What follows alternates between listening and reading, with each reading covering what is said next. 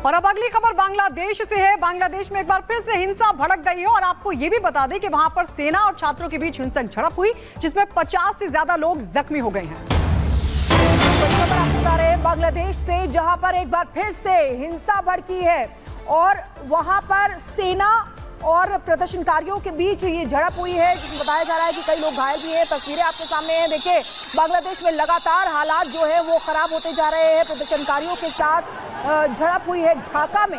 ढाका की ये तस्वीर है जिसमें 50 छात्र घायल बताए जा रहे हैं। देखिए किस तरीके से झड़प हो रही है। उपद्रव एक बार फिर से बांग्लादेश में देखने को मिल रहा है। ढाका की सड़कें एक बार फिर से नारेबाजी, तोड़फोड़, आगजनी, यही हो रहा है वहां पर। ये देखिए तस्वीरों के जरिए कि किस तरीके से सचिवालय को वहां पर घेर लिया, सचिवालय में तोड़फोड़ की है।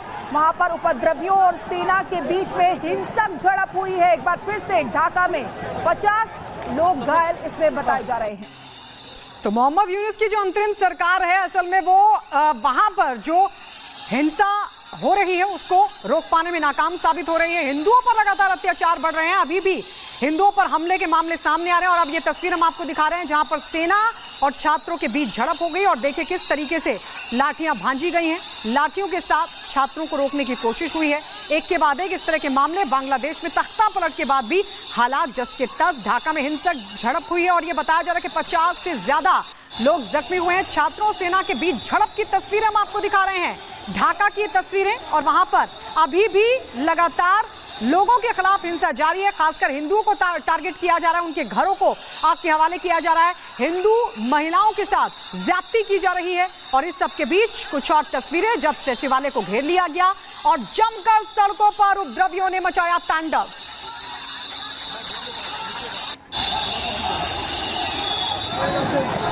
और आपको बता दें कि बांग्लादेश की राजधानी ढाका में एक बार फिर से हिंसा भड़क गई है। देर रात अंसार ग्रुप और सेना में हिंसक झड़प हुई, उसकी तस्वीरें हैं। 50 से ज्यादा लोग घायल हुए हैं। कथित छात्र संगठन अंसार ग्रुप ने अपनी कई मांगों को लेकर ढाका में सचिवालय के बाहर बैरिकेडिंग तोड़ दी और अंदर घुसने की कोशिश कर रहे थे। तस्वीरों के जरिए आप देख सकते हैं। इसी दौरान पुलिस ने उपद्रवियों को काबू में करने की कोशिश की और इसके बाद सेना ने भी मोर्चा संभाल लिया।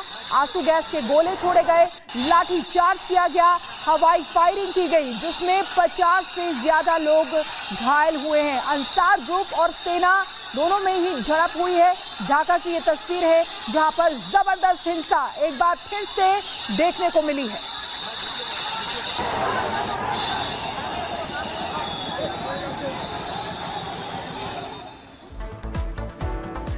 तो ये आपने देखा कि अंसार ग्रुप और साथ ही जो सेना है उसके बीच झड़प हुई, 50 से ज्यादा लोग जख्मी हो गए। लेकिन लगातार शिका वहां पर हिंदुओं को टारगेट किया जा रहा है, हिंदुओं के घरों को जलाया जा रहा है, हिंदू महिलाओं के साथ ज्यादती अत्याचार हो रहा है। बिल्कुल, आपको बता दें कि तोड़फोड़, आगजनी, यही वहां का मंजर नजर आ रहा है। वहां पर बांग्लादेश में हिंदुओं के खिलाफ अत्याचार हो रहा है। अब बांग्लादेशी मौलाना जो है वो भी उकसाने का काम कर रहे हैं। रिपोर्ट आपको दिखाते हैं।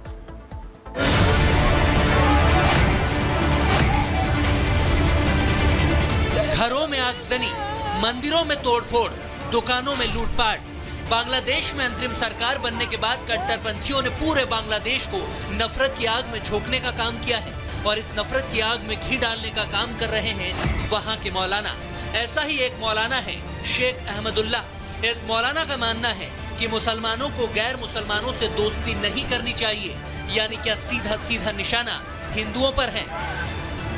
এর জবাবে বলবো যে ইসলাম কোনো অমুসলিমকে অন্তরঙ্গ বন্ধুরূপে গ্রহণ করার অনুমোদন দেয় না। সাধারণ তথাকথিত বন্ধুত্ব বলা যেতে পারে। इस्लाम के नाम पर कट्टरता को बढ़ावा देने वाला ये मौलाना खुलेआम बांग्लादेश में हिंदुओं पर हो रहे अत्याचार को बढ़ावा दे रहा है। हालातों को देखकर साफ कहा जा सकता है कि यूनुस सरकार में हिंदू अल्पसंख्यकों से किए गए वादे धरे के धरे रह गए। हिंदुओं पर हमले और हत्याओं का सिलसिला लगातार जारी है।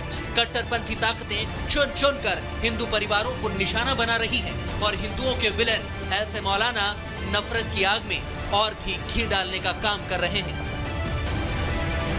এর জবাবে বলবো যে ইসলাম কোনো অমুসলিমকে অন্তরঙ্গ বন্ধুরূপে গ্রহণ করার অনুমোদন দেয় না। সাধারণ তথাকথিত বন্ধুত্ব বলা যেতে পারে। हिंदू परिवारों के साथ साथ कट्टरपंथियों के निशाने पर हिंदुओं के मंदिर भी हैं। बांग्लादेश के ठाकुर गांव से आई इस तस्वीर को देखिए, जहां एक हिंदू मंदिर को कट्टरपंथियों ने तोड़ दिया और तो और कट्टरपंथियों ने एक एक मूर्ति को भी तोड़ डाला। ये तस्वीरें गवाही दे रही हैं कि बांग्लादेश में अभी हिंदुओं के असल हालात कैसे हैं। बांग्लादेश में मंदिरों में हो रही लूटपाट और तोड़फोड़ को लेकर भारत के संत समाज में आक्रोश है। लाखों की संख्या में बांग्लादेश में हिंदू प्रभावित हो रहे हैं। उनकी बहु बेटियों को सरेआम बाप के सामने बेटी के रेप हो रहे हैं। आप अब देखिए नौकरी की वो हो गई कि नौकरी उन्हें सरकारी छोड़ना पड़ेगा। तो ये तो बहुत ही अन्याय है, बहुत दुर्भाग्यपूर्ण है।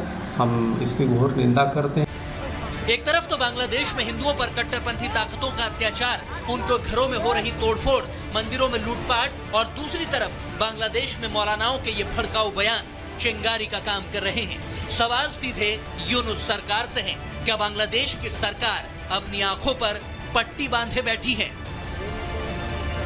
Bureau report. बांग्लादेश में एक बार फिर भड़की हिंसा, प्रदर्शनकारी छात्रों और बांग्लादेशी अंसारों के साथ हुई हिंसक झड़प, 40 से ज्यादा लोगों के जख्मी होने की जानकारी। बलोच लिबरेशन आर्मी ने नेशनल हाईवे ब्लॉक करने के दौरान बेला कैंप में कई पाकिस्तानी सैनिकों को मार गिराने का दावा किया है। नुकसान पर पाकिस्तानी सेना ने साधी चुप्पी। आपको बता दें, ब्राजील में हादसा हुआ, 2 लोगों की मौत, हाई अलर्ट पर रखे गए कई शहर। इराक में बस हादसे में मारे गए 10 लोगों के शव कराची लाए गए। हादसे के वक्त शिकार हुए श्रद्धालुओं से भरी बस। और आपको बता दें, हवाई हमले में तूफान हॉर्न का कहर, 85 मील प्रति घंटे की रफ्तार से चली हवा, कई जगहों पर तेज बारिश की भी जानकारी।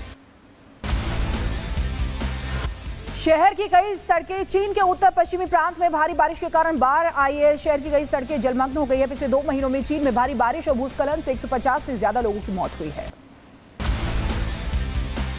उधर हिमाचल के लाहौल स्पीति में टूटा चिचोंग पुल, ओवरलोड डंपर की वजह से ढह गया पुल। मनाली काजा रोड पर हुआ यह हादसा, बाल बाल बचा डंपर चालक। बागेश्वर में जान जोखिम में डालकर निर्माणाधीन पुल को पार कर रही महिलाएं, वीडियो सोशल मीडिया पर वायरल। मध्य प्रदेश के गुना में हनुमान मंदिर के अंदर लूट, 2 बदमाशों ने सिक्योरिटी गार्ड को बंधक बनाकर हनुमान जी के सोने चांदी के आभूषणों को लूट लिया। बुलंदशहर में लोगों ने उड़ाई ट्रैफिक नियमों की धज्जियां, गलत जगह लगवाए बाइक के साइलेंसर, वीडियो सोशल मीडिया पर वायरल।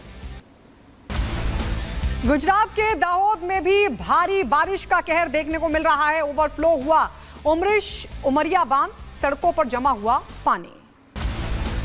गुजरात के अहमदाबाद में जमकर हुई बारिश, तेज बारिश की वजह से जलभराव हुआ है। राहगीरों को करना पड़ रहा है परेशानियों का सामना। गुजरात में भारी बारिश की वजह से जनजीवन हुआ अस्त व्यस्त। एनडीआरएफ ने वलसाड के औरंगा नदी में फंसे एक व्यक्ति को सकुशल बचा लिया। गुजरात में मौसम का कहर लगातार जारी है। बारिश के बाद पूर्णा नदी में बाढ़ जैसी स्थिति है। 102 लोगों को सुरक्षित जगहों पर पहुंचाया गया। नवसारी में बाढ़ जैसे मंजर के बीच रेड अलर्ट जारी। त्रिपुरा में भीषण बाढ़ के बीच भारतीय वायुसेना का राहत और बचाव अभियान लगातार जारी। गोमती में MI-17 विमानों द्वारा पहुंचाई जा रही है राहत और सामग्री। कोलकाता के आर्जिकर मेडिकल कॉलेज और अस्पताल में सीबीआई जांच जारी है। पूर्व प्रिंसिपल संदीप घोष के खिलाफ जांच में मिले पर्याप्त सबूत। सीबीआई के एक अधिकारी का दावा, जांच में कई सबूत मिले हैं। आर्जिकर मेडिकल कॉलेज में भ्रष्टाचार को लेकर सीबीआई ने दर्ज की एफआईआर में संदीप घोष और एक महिला समेत 4 लोगों को बनाया गया आरोपी। कोलकाता में संदीप घोष के घर सीबीआई की जांच। संदीप घोष के घर पर सीबीआई की 12 घंटे छापेमारी। सीबीआई ने छापेमारी में कई फाइलें जब्त की। कोलकाता हत्याकांड पर प्रधानमंत्री का बड़ा बयान, कहा यह पाप माफी लायक नहीं, दोषी और उसकी मदद करने वाले बचेंगे नहीं, एक गुनहगार का होगा हिसाब। कोलकाता कांड में टीएमसी ने सीबीआई की साख पर उठाए सवाल। कुणाल घोष बोले, एक गिरफ्तारी तक नहीं कर सकी। आरजी कौर का जो रेप केस है, मर्डर केस है, वो तो तुरंत सॉल्व होना चाहिए। एक अरेस्ट वो भी कलकत्ता पुलिस ने किया है। सीबीआई क्या कर रहा है? टीएमसी सांसद सायोनी घोष ने भी सीबीआई की जांच में देरी पर निशाना साधा और कहा कि मुझे सीबीआई की विश्वसनीयता और क्षमता पर संदेह है। बीजेपी केंद्रीय चुनाव समिति की बैठक में जम्मू कश्मीर के उम्मीदवारों के नाम तय। करीब 50 सीटों पर नाम हुए फाइनल। आज हो सकता है ऐलान। हरियाणा प्रत्याशियों पर 29 अगस्त को मंथन। जम्मू कश्मीर विधानसभा चुनाव के लिए आप ने जारी की उम्मीदवारों की पहली लिस्ट। 7 उम्मीदवारों के नामों की घोषणा की गई। गुलाम नबी आजाद की पार्टी ने भी जम्मू कश्मीर में प्रत्याशियों की पहली लिस्ट जारी की है। डेमोक्रेटिक प्रोग्रेसिव आजाद पार्टी ने 13 उम्मीदवारों की घोषणा की। गुलाम नबी की पार्टी के उम्मीदवारों की पहली लिस्ट जारी। उधर मथुरा में सीएम योगी आदित्यनाथ का विरोधियों पर बड़ा हमला। कहा बांग्लादेश में हिंदू मारे जा रहे। वोट बैंक खिसकने के डर से कुछ लोगों के मुंह सिले। उन्हें फिलिस्तीन तो दिखता है लेकिन बांग्लादेश नहीं। आपने देखा होगा इन सब के मुंह बंद है बांग्लादेश की घटना पर। कोई बोलना नहीं चाहता क्योंकि उन्हें भय है अगर वो बोलेंगे तो उनके वोट बैंक खिसकते हुए दिखाई देते। उनको फिलिस्तीन दिखाई देता है लेकिन बांग्लादेश नहीं दिखाई, क्योंकि वहां मंदिर तोड़े जा रहे हैं और हिंदू मारा जा रहा है। आज श्री कृष्ण जन्मभूमि में पूजा करेंगे सीएम योगी आदित्यनाथ। पूजन करने के बाद जन समुदाय को संबोधित भी करेंगे। केंद्रीय मंत्री चिराग पासवान ने जाति जनगणना का किया समर्थन और कहा कि हम चाहते हैं कि जाति जनगणना हो। शराब घोटाला मामले में के कविता की जमानत पर सुप्रीम कोर्ट में सुनवाई। आज ईडी और सीबीआई जवाब दाखिल करेगी। पिछली सुनवाई में कोर्ट ने ईडी और सीबीआई को नोटिस जारी कर जवाब मांगा था। उत्तर प्रदेश के शाहजहांपुर में बीजेपी विधायक को परिवार समेत जान से मारने की मिली धमकी। व्हाट्सएप कॉल पर मिली धमकी। पुलिस ने अज्ञात व्यक्ति के खिलाफ दर्ज किया केस। मध्य प्रदेश के भिंड कलेक्टर संजीव श्रीवास्तव का एक और वीडियो वायरल हुआ है। वीडियो में मरीज के अटेंडर को फटकार लगाते दिखे कलेक्टर संजीव। उत्तराखंड के उधम सिंह नगर में मौलाना के खिलाफ पॉक्सो एक्ट के तहत दर्ज हुआ मामला। नाबालिग बच्चियों के साथ दुष्कर्म करने का इस पर आरोप। यूपी के मेरठ में पुलिस और बदमाशों के बीच मुठभेड़ हुई है। गोलीबारी के बाद पुलिस ने कई बदमाशों को गिरफ्तार किया। उत्तर प्रदेश पुलिस भर्ती परीक्षा तीसरे दिन हुई संपन्न। सिपाही भर्ती की परीक्षा में तीसरे दिन 8 मुकदमे हुए दर्ज। 2 सिपाहियों समेत 10 लोगों को किया गया गिरफ्तार। यूपी के मैनपुरी में पुलिस भर्ती परीक्षा में अपनी बहन की जगह परीक्षा देने पहुंची दूसरी बहन। बायोमेट्रिक चेकिंग के दौरान जांच टीम ने हिरासत में लिया। आरसी इंटर कॉलेज में पकड़ी गई छात्र। अमेठी में लड़की पर जबरन धन परिवर्तन का दबाव बनाने का मामला है सामने। पुलिस ने 3 आरोपियों को धर